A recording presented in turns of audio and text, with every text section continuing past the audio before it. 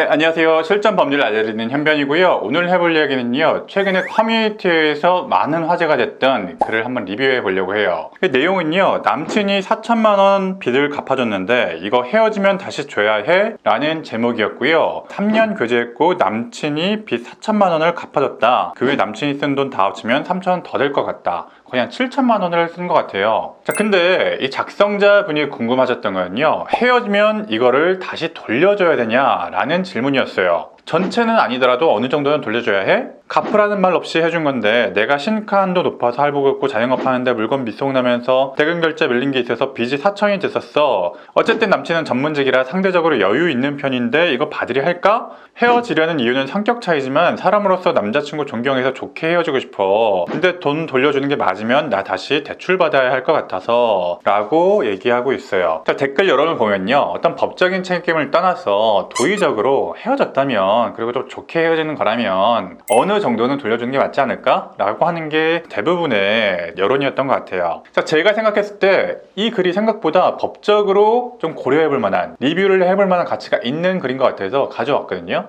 실제로 제가 했던 사건에서도 이 정도 금액을 건네어 주거나 빌려주거나 하는 경우가 꽤나 많았었거든요. 그랬을 때 헤어지는 마당에 이 돈을 돌려줘야 될까? 아니면은 내가 빌려줬던 건데 헤어지고 나서 배째라고 한다면은 어떻게 돌려봐야 될까? 이것을 좀 한번 고민해 보려고 합니다. 사실 일반적인 상식으로 봤을 때 한 사람이 누군가에게 4천만 원이라는 거금을 건네었다면, 또는 빚을 갚아줬다면 아무런 이유 없이 이걸 갚아주진 않았을 거 아니에요. 법원에서도 누군가가 다른 사람에게 뭐 1,000만 원 이상, 수천만 원을 이체를 하거나 돈을 건네어 줬다면 특별한 이유가 있을 거라고 생각을 하기 때문에 단순히 이것을 일반적으로 증여를 했다, 선물을 했다 이렇게 봐주지는 않습니다. 그렇기 때문에 어떤 소송을 한다던가 지급명령을 한다던가 해서 4천만 원 돌려달라, 이체했던 자료 정도 남아있을 테니까 내가 이 계좌 이체했던 것은 빌려준 거니까 이것을 돌려달라 라고 청구를 하게 된다면, 이 정도 돈을 건네었다면 돌려줘야 되는 게 맞겠지, 대여금이겠지, 차용금이겠지 라고 생각해서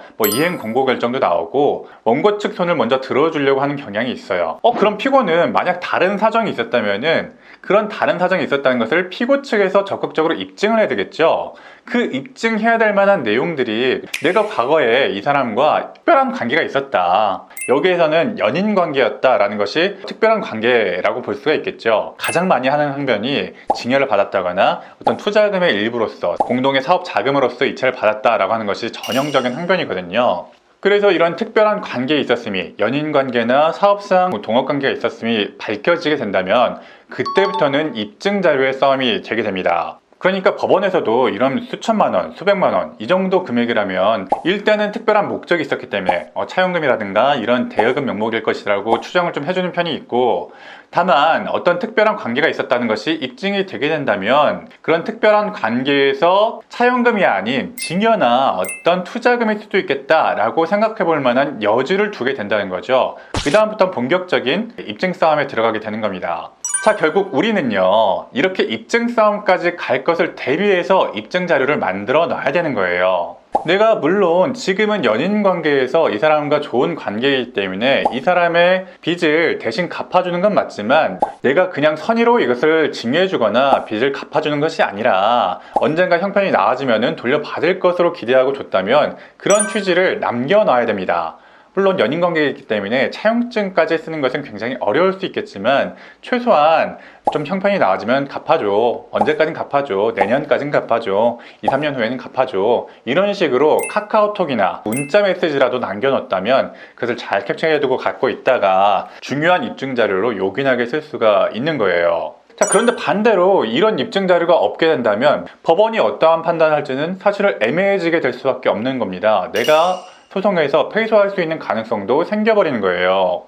이 사안에서도 법원이 봤을 때 과거 연인 관계였던 기간이 3년이나 되네, 또 과거에도 이 남자친구라는 사람이 3천만 원 이상 데이트 비용으로 쓸 정도로 어느 정도 씀씀이는 있는 관계였구나, 또 이 정도 좀 재력은 되는 사람이었구나, 그렇다면은 이 정도 금액을 단순히 빌려준 것만이 아니라 선물했을 수도 있겠다, 호의로 갚아준 걸 수도 있겠다, 돌려받지 않을 의사였을 수도 있겠다, 그렇게 생각해 볼 여지도 있다는 겁니다. 물론 일반적인 관계에서는 누가 그 정도의 금액을 선물로 해? 라고 생각할 수가 있겠지만, 이 정도로 깊은 연인 관계였고 평소 씀씀이도 그 정도 큰 어느 정도 재력이 있는 사람이었다면은 그런 상황에서 이 정도 선물을 할 수도 있겠다 라는 판단을 할 수도 있는 거예요. 만약 진짜로 나중에 돌려받을 의사로 대여금으로서 빌려준 것이었는데 명확한 입증 자료는 없고 상대편이 자료들을 잘 갈무리해서 제출하는 바람에 내가 소송에서도 질 수 있는 가능성이 생겨버리는 겁니다. 그러니까 지금은 조금 좋은 관계에서 당장 뭐 받을 생각은 없더라도 나중에는 꼭 갚아달라 라는 취지의 대화 정도는 기록을 좀 남겨두시는 것이 굉장히 좀 유용하겠죠.